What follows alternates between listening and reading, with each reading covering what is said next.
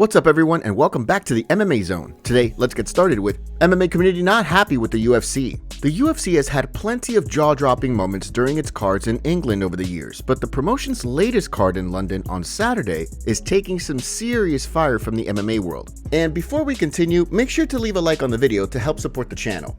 The event on Saturday was anchored with former welterweight champion Leon Edwards taking on Sean Brady. While there were some notable finishes, like Brady submitting Edwards, 9 of the fights went to the judges' scorecards. So not only was the card very long, there wasn't even a long list of household names fighting either. So during and after the event, here was some of the fiery feedback UFC London received. I've lost count the amount of UFC events I've attended and worked on. I can't remember one ever being as lackluster as that. I'm afraid it's how the sport is going. It's not the same as 15 years ago. Too many events spreading the quality too thinly. Testing has unfortunately made it worse. The Apex, too many cheap Contender Series fighters just relying on the brand, but that will only last until people see through it.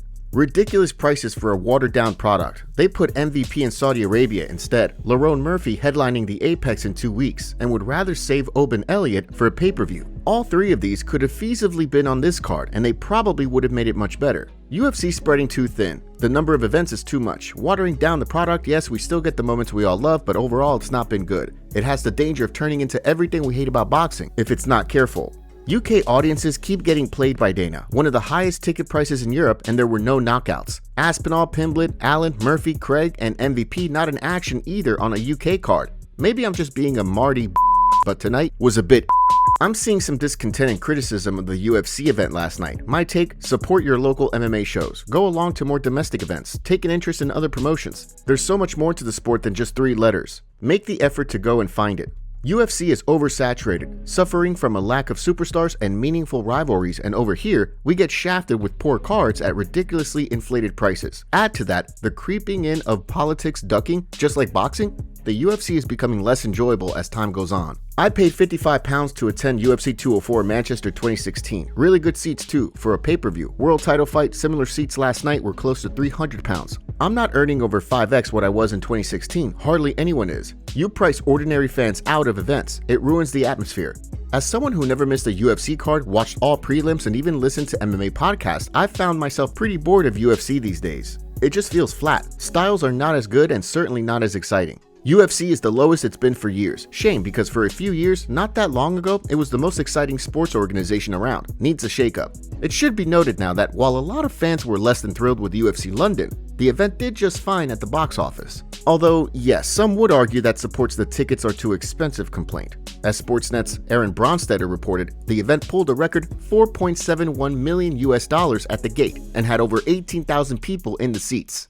Could all that change if the UFC doesn't take steps to appease the fans? Charles Oliveira calls out Islam Makhachev for International Fight Week. Although the MMA world continues to buzz about the possibility of Islam Makhachev fighting Ilia Topuria next, Charles Oliveira has not given up campaigning for a rematch with the lightweight king. Ever since Topuria announced that he was vacating the featherweight title, there's been endless speculation about if and when he will battle Makhachev. Although the lightweight champion has said he's not overly interested in fighting Topuria since Islam has already defeated Alexander Volkanovski twice. Talk about that matchup continues to make the rounds. As noted, however, Du Bronx has been driving hard for a rematch with Makhachev, and recently he argued a fight between Islam and Topuria wouldn't be all that big. More recently, via his social media, Oliveira called out Makhachev again. Hey everyone, good morning, afternoon, or evening. In the UFC and MMA, many guys are talking too much about history in the UFC. I can speak on this. I've been here for 15 years. Most bonuses, finishes, record breaker. That's me. Got it? I want to fight on International Fight Week against Makhachev too. Dana, Sean Shelby, Hunter, make it happen. I really want this fight. I'm after that belt. I want to be champ again. I'm ready to write history one more time. UFC, let's make this happen. This is the fight everyone wants to see. I'm ready. Islam's talking big about wanting this fight, so it'll be a war for sure. Is this the fight you want? It's the fight you'll get. Just give me a call.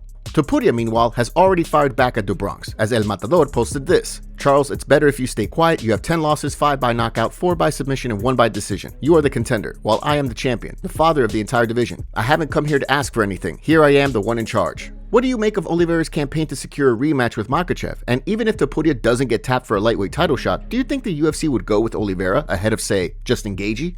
Alvaro Comanero from ABC MMA interviewed Charles Oliveira, and here are some things he had to say about the current UFC situation. I'm looking for a title. That's why I insist on talking about the Makhachev fight. I think I deserve that fight. I'm the next in line. I don't see another option, but it's up to the UFC. I'm pushing for that fight. Makhachev said he also wants to fight on International Fight Week. When asked about a potential fight with Makhachev, here's what Charles had to say. If you see all my fights, I always move forward and look for the win. I look for the KO or the finish, but in this fight, I wasn't right. I didn't fight the way I should have. I think I deserve another chance to fight and be able to make a great fight. Charles also weighed in on Ilia Topuria wanting to fight for the belt next. I think Ilia is a very tough guy. He deserves all the respect in the world. I met him recently at an event and he's a person with a huge heart, but I don't think when someone changes categories he deserves to fight directly for the title of the other one. He also weighed in on Islam Makhachev versus Ilia Topuria, saying, I think it'll be a great fight because Makhachev has been evolving very well on the feet and has very solid jiu-jitsu, but Ilia Topuria has been talking that he has all the weapons to beat him, so it will definitely be a very tough fight. Oliveira also talked about Arman Tsarukyan asking for a title shot as well, and here's what he had to say about that.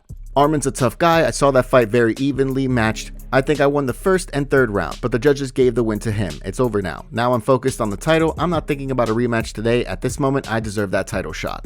Lastly, Charles even teased a move up to welterweight in the future. Right now, I simply want to be champion of the lightweight category and later move up in weight, but not now. I feel very good in this category. What are your thoughts on Charles Oliveira's comments during the interview? Let us know down in the comments section. As for Ilia Topuria, he recently had an interview with Men's Health and made this case for the title shot by saying, I'm the lightweight world champion. I'm clear about it. Otherwise, I won't change weight. I won't sign up for a competition without knowing if I'm going to win or not. No one is at my level. It's going to be interesting to see what the UFC does here moving forward in the lightweight division. As of right now, Oliveira, Arman Tsarukyan, Justin Gaethje, and Topuria are all asking for a fight with Islam Makhachev next. Jiri Prochazka fires back at Magomed Ankalaev. Jiri Prochazka likely has more work to do before he secures another shot at the UFC's light heavyweight crown, but the former champion's made it clear he wants a piece of Magomed Ankalaev. Prochazka ensured he remained in the title shot mix at 205 this past January by taking out Jamal Hill at UFC 311.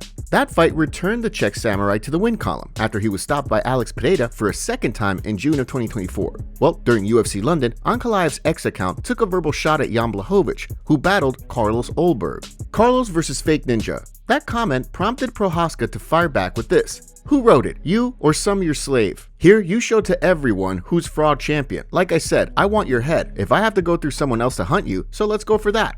Now, Prochazka certainly isn't the only person who has questioned whether Ankalaev is the person behind his social media posts, but that aside, Prochazka seems to understand he likely will need to fight someone else before getting a title shot, since the consensus is Pereira will be granted a rematch with Ankalaev. So this is where Ulberg comes in, because now that he's defeated Blachowicz, he is also in the title shot mix. During the post-fight presser, Ulberg acknowledged that a bout with Prochazka could be in the cards.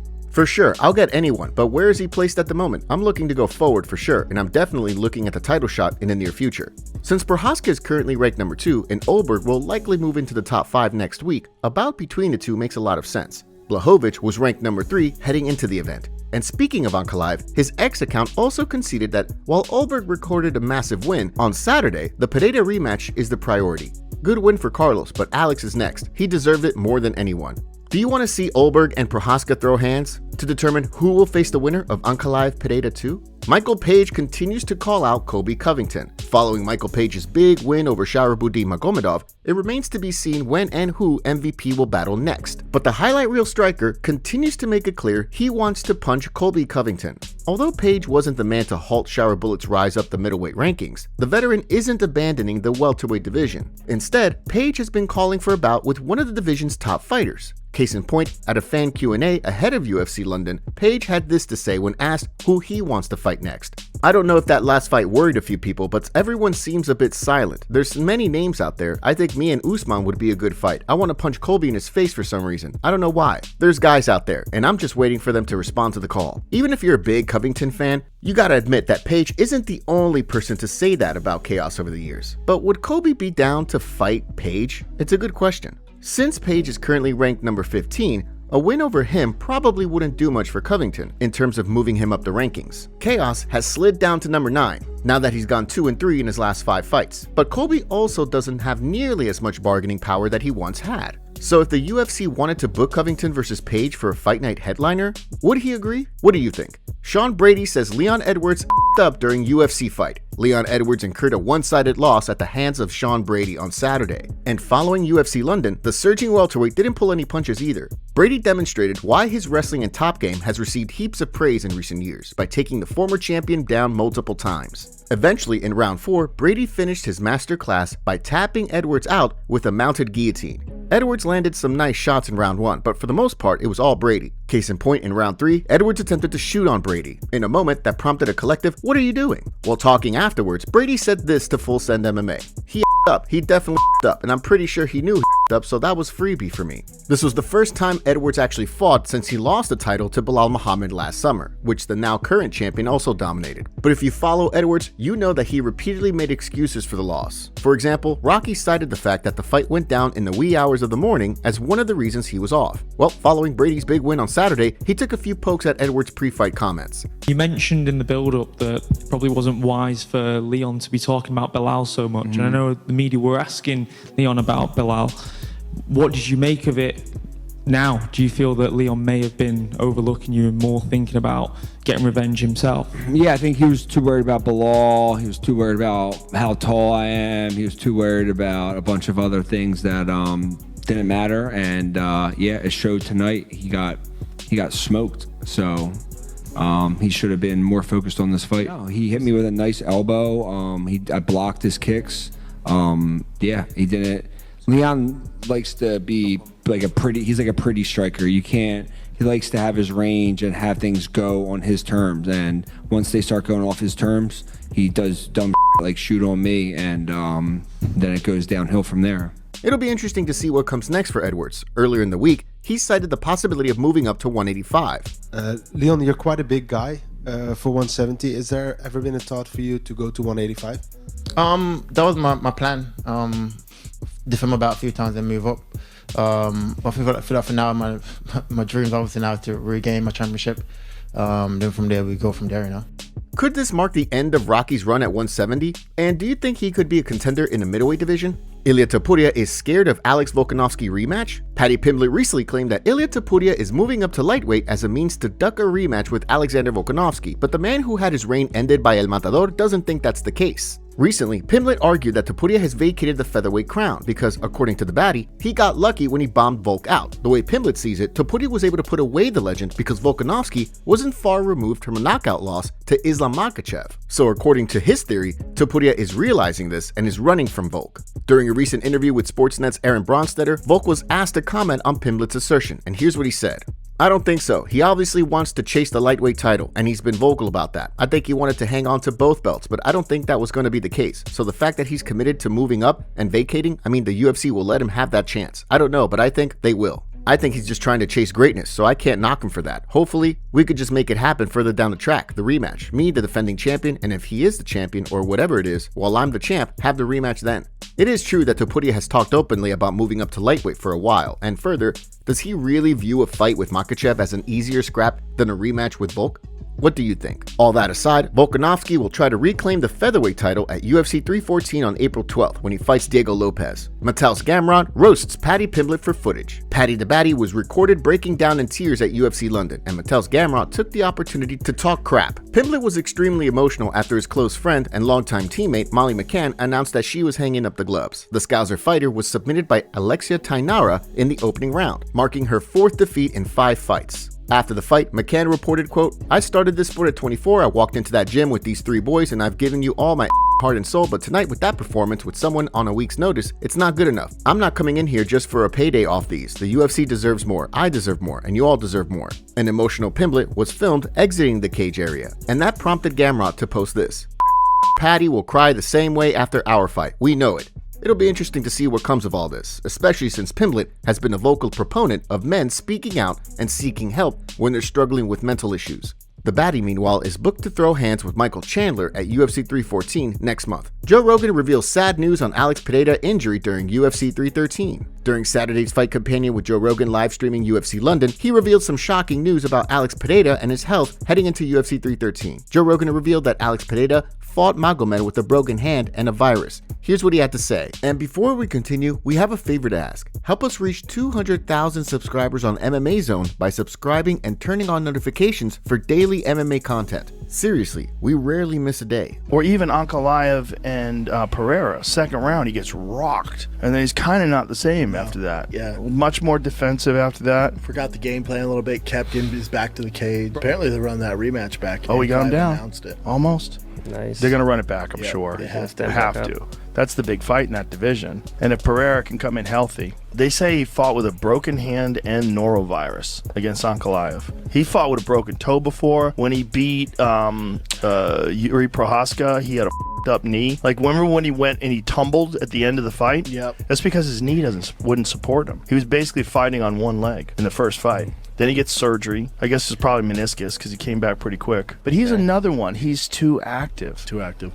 But he's smart too because he's 36, 37. He's like, I gotta go, man. I gotta make as much money as possible. He's done that. He's become an all-time great in 3 years, which is crazy. Do you think this explains Alex Pereira's performance at UFC 313? With everything aside, both have agreed to fight again later this year. So who do you think would take the rematch?